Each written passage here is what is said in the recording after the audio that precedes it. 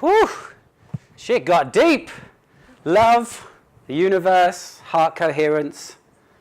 We love it all. It's all part of our being. It's all part of everybody here, it's all part of their daily life. It's all part of our practice and how we should move things forward. For me, in my work, I'm a life coach. Oh, I need this. I'm a life coach. It says it up there. We're not going to dwell on that. We'll move through to talk about self-limiting beliefs today. Andre touched on them. We're going to go a little bit into that today. So what is a life coach? First of all, life coach is somebody who can see your blind spots, and usually in those blind spots, your true potential. So my job is to help you uncover your true potential as a life coach. A life coach is somebody who helps you along your journey from where you are now in your life to where you want to be. So what do we think about all that? Well, I think that sounds pretty bloody boring, to be honest, because life coaching and us, any of the things with any of the people here today, with the people they work with, they take people on a beautiful journey of unfolding into themselves, uncovering their true potential and uncovering what is locked within that they can't see for themselves, to take them to be the best version of themselves they can. So that's what I think life coaching is, and I know that a lot of the other guys here coach as well. So a little bit about my backstory, and I'm putting this in just to give you context. I first trained as a coach in 2010 after it was guided to me when I was sitting on Belvoir Bay in Herm, wondering about my true purpose, and I had that moment of unlocking that Andre talked about, and it just hit me between the forehead, and that was it. I was to be a life coach. I went away and trained. Not 4 weeks later, I was trained, and I started working in the industry. And I felt at the time that I wasn't grown myself enough as a person, that I wasn't offering enough product for people as a life coach because I hadn't gone inward enough on myself. So I took a bit of time out of the industry. And I just put that in because I think this is very important. You'll know all the people you see in this room, all the speakers, they have a practice of working on themselves and constantly striving and constantly growing and constantly moving forward. And if you are going to go out and find somebody to help you, if you've got something, a life coach, a healer of some kind, my advice, or not my opinion, but my advice is find someone that's got a deep practice and is working on themselves, because if they're not asking themselves questions, then, from my opinion, they shouldn't be asking you questions. The journey should be for them and for you and above. So that's why I put that in there. So I took myself off and got myself coached and dove deep into myself. Then I made a couple of bad decisions in my life, and the reason I put that in there because nobody's perfect, okay? I can coach, I can be trained, but nobody is perfect, okay? You do make bad decisions.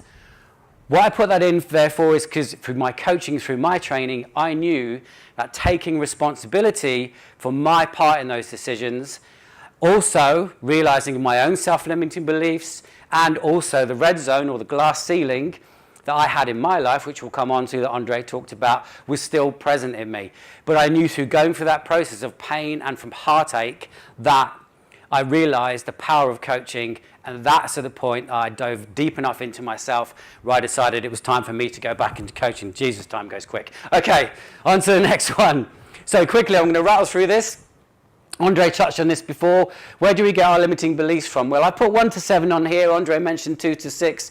Our theta brainwaves when we're 2 to 6, highly suggestible. So when we're that young, all our environment is telling us who we are, where we've come from, what we're going to be. And as kids, we just soak it up. We're in theta brainwaves and we just absorb it and believe it. And that's our environmental limiting beliefs are starting to come into us.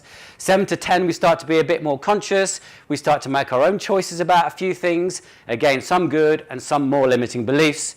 10 to 17, well, we all know about 10 to 17. We all get attitude, we all get moods, we get characteristics. We start to interact with the other sex or the same sex, whatever you want, it's your choice. And, we start to grow our own limiting beliefs and our own self-beliefs from there. 17 to 21, we go out into the world. Again, we make more choices, life choices, travel, not travel, work. And then we start to create more of our beliefs or limiting beliefs. And I put the last one in because 21 to 35, and believe it or not, the studies show when we get to 35, we stop. We go, this is it. This is what I think. These are my beliefs. We might change a little bit. Maybe people in this room will change a little bit more because they want to look for alternative options. But in general, you get to 35, your characteristics, the way you are, the way you believe, and a lot of your limiting beliefs are set. And you then go on through life with those, making your decisions based on those limiting beliefs. So that's roughly where we get to at 35, and then we move on to our self-limiting beliefs. So what are some self-limiting beliefs that we might have?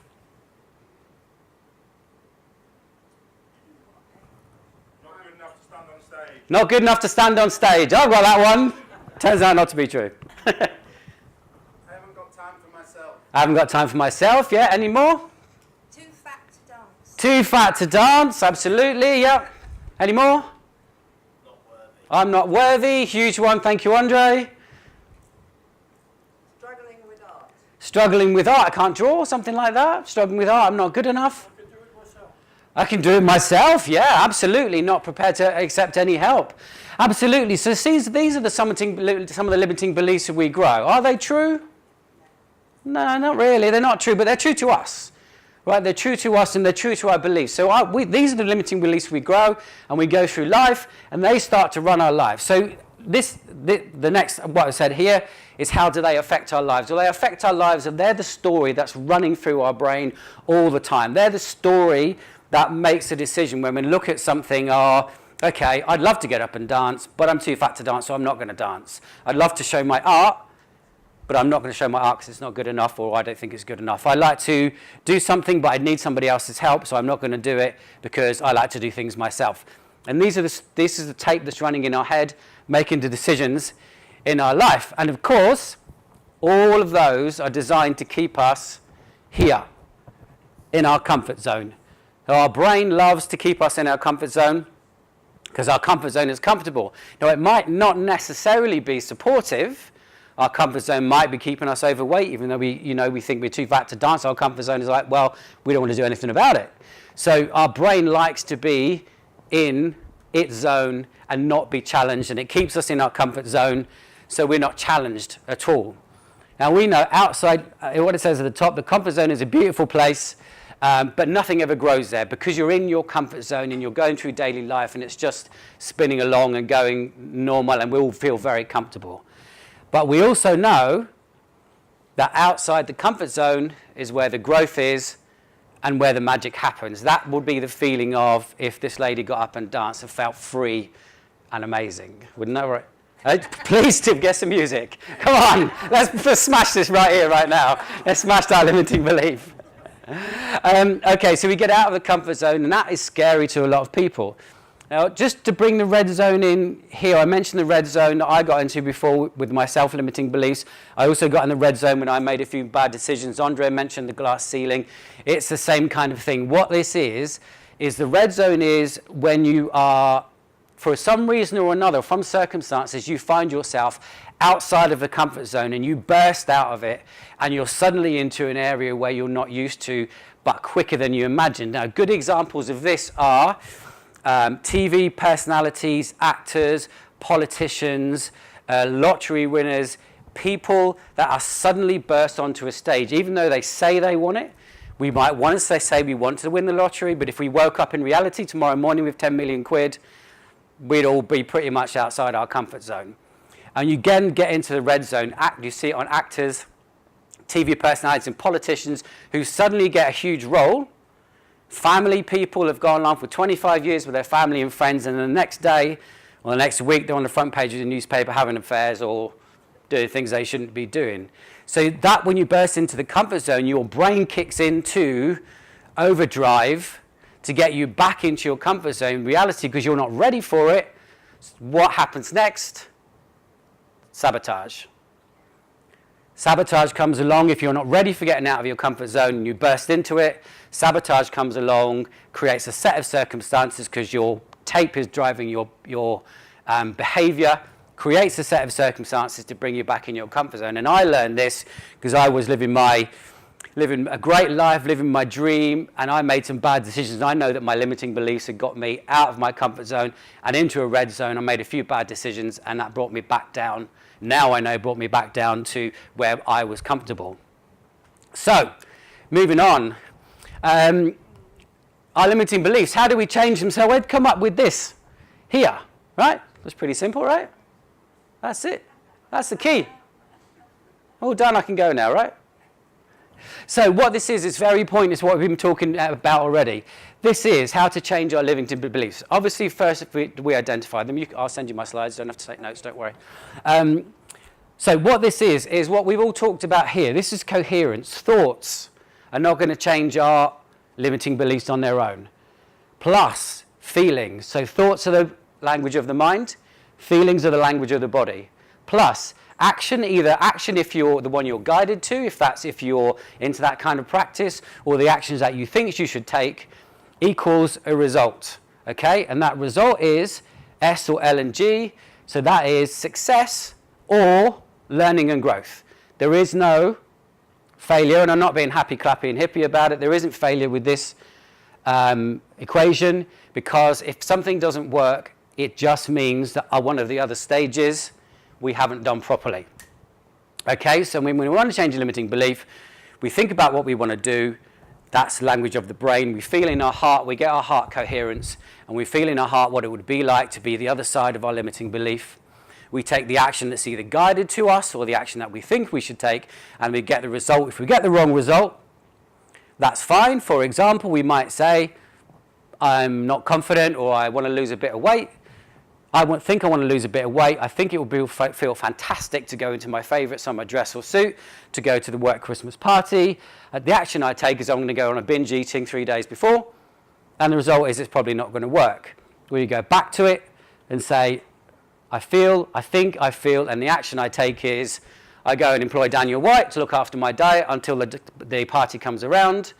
That's the correct action, and the result you get is your success, and you're ready for your party, and you smashed your limiting belief of being too overweight when you get there.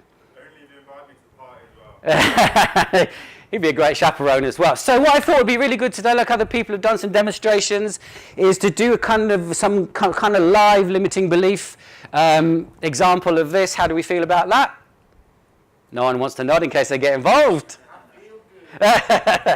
So who would like to, this is very simple and straightforward, who would like to, we're going to do walk the walk, who would like more confidence in their life? I would pick you two guys, but I'll pick one of you two.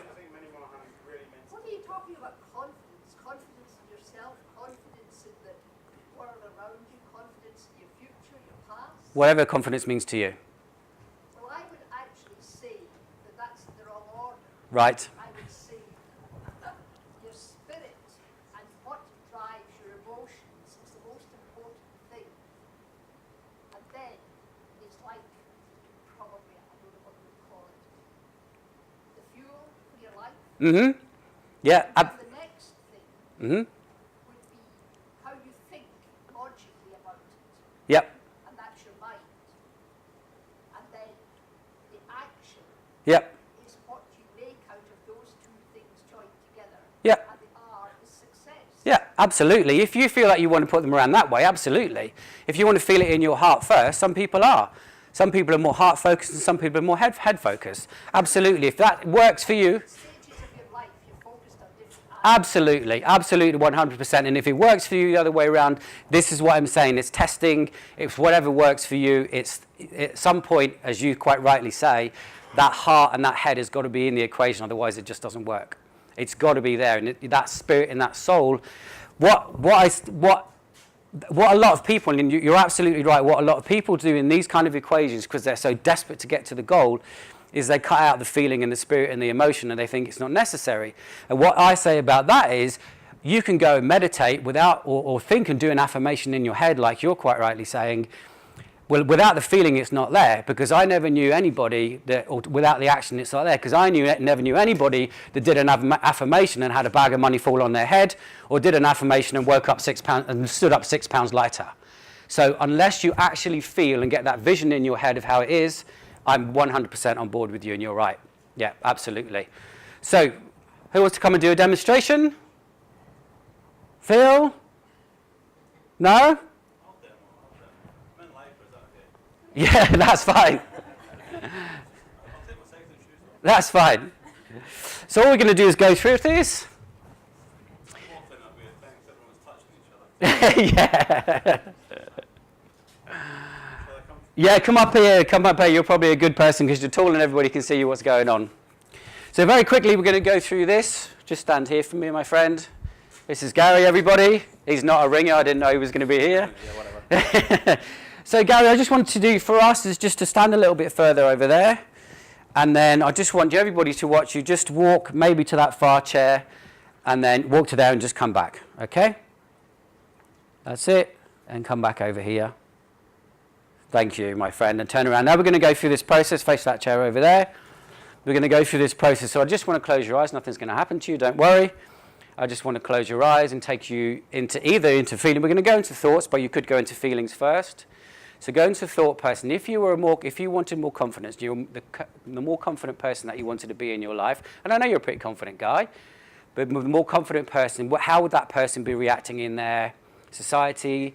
How would you react to people? What would you be doing? What would your life look like? I want you to get that picture in your mind. Secondly, let's go into the coherence of the heart, and I want you to truly, truly, truly feel in your body what that would be like. What would it be like to be the confident person you want to be? What would it be like? How would your body feel? How would your body feel? How would your life be? What would it be like every time you walked into a situation knowing that you were the most confident person you could be? Now, what I'm going to do is when you're ready, I'm going to ask you to open your eyes. Okay, now open your eyes. And what I want you to do is, as that person you've just got in your mind and in your body, or in your body and your mind, as the lady said, I want you to walk again to that chair and walk back.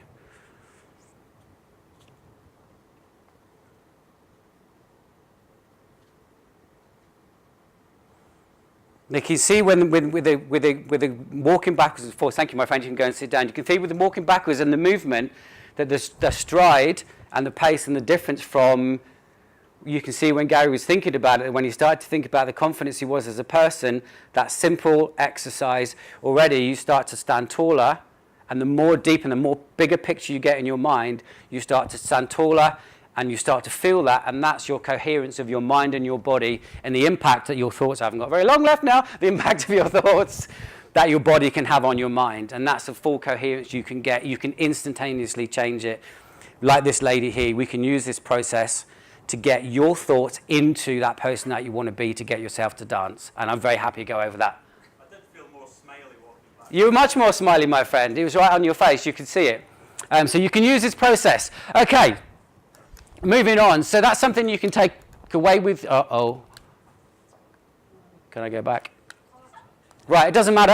On the last, there we go. So just to wrap up, what I want to do today is give some complimentary stuff to you. I'm happy to give a complimentary coaching session, 30 minutes to every person in the room that wants you to identify something you want to work on, to get you moving forward, to start to uncover your limiting beliefs, and just get some clarity on what it is that's blocking you.